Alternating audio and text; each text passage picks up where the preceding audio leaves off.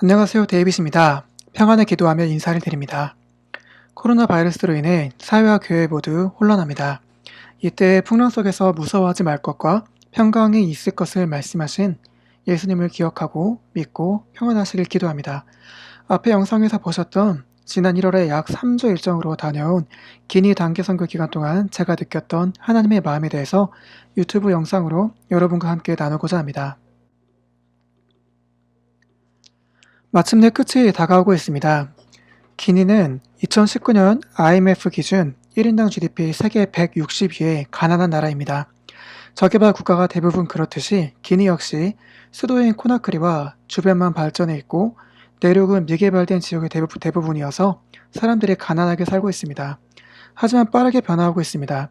2018년 10월에 삼부야 부족마을에 다녀올 때만 해도 와이파이가 터지지 않아서 차를 타고 시내에 나가야 원활하게 쓸 수 있었습니다. 하지만 올해 갔을 때에는 와이파이가 부족마을에서 생각보다 원활하게 터져서 놀랐던 기억이 납니다. 여전히 부족마을 사람들은 땔감을 해서 밥을 지어 먹고 전기가 없는 흙집에서 음음물을 퍼올려서 먹는 생활을 하지만 스마트폰을 들고 다니는 사람이 있는가 하면 오토바이를 집집마다 구비하기도 합니다. 축구를 좋아하는 청년들은 시내에 나가서 카페에서 위성TV로 상영해주는 영국 프로축구를 돈을 내고 보기도 합니다. 이처럼 삼부야 부족마을은 불과 20여 년 전만 해도 문명의 빛을 찾아보기 힘든 곳이었지만 지금은 급속도로 문명이 침투하고 있습니다. 사실상 서구 문명이 거의 닿지 않은 엄격한 의미의 부족마을은 사라지고 있는 것입니다. 세상은 믿을 수 없는 속도로 연결되고 있는 것이죠. 이 천국 복음이 모든 민족에게 증언되기 위하여 온 세상에 전파되리라. 그제야 끝이 오리라. 마태복음 24장 14절 말씀이라고 하신 말씀이 이뤄질 때가 머지 않았음을 지식이 아닌 피부로 느낄 수 있었습니다. 그러나 여전히 복음은 불균등하게 전파되고 있습니다. 2019년 기준 한국에서 파송한 선교사는 171개국 28,039명에 달합니다. 이 중 기니가 속한 서중앙아프리카에 파송된 선교사의 숫자는 364명에 불과합니다. 기계적으로 선교사 파송지를 분배할 수는 없을 테지만 선교사가 부족한 지역에도 관심을 기울여야 하지 않을까요? 기니의 경우 한국인 선교사의 숫자가 절대적으로 부족합니다.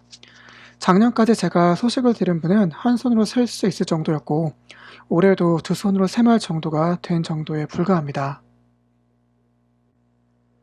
더 깊이 그들의 삶으로 들어가야 합니다.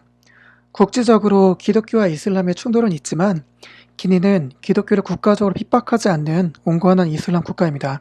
심지어 기독교와 이슬람은 거의 같지 않느냐고 말하기도 합니다. 또 어느 정도 배운 기니 사람들은 그들을 도와주러 오는 기독교 선교사를 존경하기까지 합니다.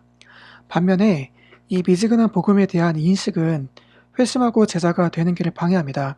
그래서 적지 않은 선교사들이 불편하기도 하지만 눈에 보이는 열매가 적은 기니에서 장기로 있지 못하고 떠나지 않나 조심스럽게 추측해 봅니다. 선교 자원이 적은 기니 안에서도 불균형은 있습니다. 도시와 도시 근교에는 선교사들이 많지만 부족마을까지 정착하여 선교하시는 분들은 매우 적습니다. 마침내 끝이 다가오고 있지만 담대하게 복음을 전하러 위험을 무릅쓰고 가시는 분들은 아쉽지만 그렇게 많아 보이지 않는 것이 현실이 아닌가 생각이 됩니다. 하지만 그저 순종하며 나아갈 뿐입니다. 선교학적으로 부정말 선교는 이제 마무리 단계이고 비즈니스 선교와 같은 새로운 패러다임의 선교가 찾아오고 있다는 이야기를 많이 듣습니다. 비효율적으로 부정마을에 가서 열매를 적게 거둘 바에야 한국 내의 외국인 노동자 상대로 복음을 전하는 것이 효율적이라고 하기도 합니다. 다 일리가 있는 말씀입니다. 다만 어리석고 비효율적일지라도 누군가는 아직 복음을 들어본 적도 없고 복음이 희미한 부족을 향해 직접 가야 하는 필요가 여전히 있다고 저는 생각합니다. 그저 오직 성령이 너희에게 임하시면 너희가 권능을 받고 예루살렘과 온 유대와 사마리아 땅끝까지 이르러 내 증인이 되리라라고 말씀하신 사도행전 1장 8절의 말씀처럼 증인의 삶을 살면서 땅끝을 향해 뚜벅뚜벅 가면 되지 않을까요? 이 신나는 삶에 여러분을 초청합니다. 감사합니다.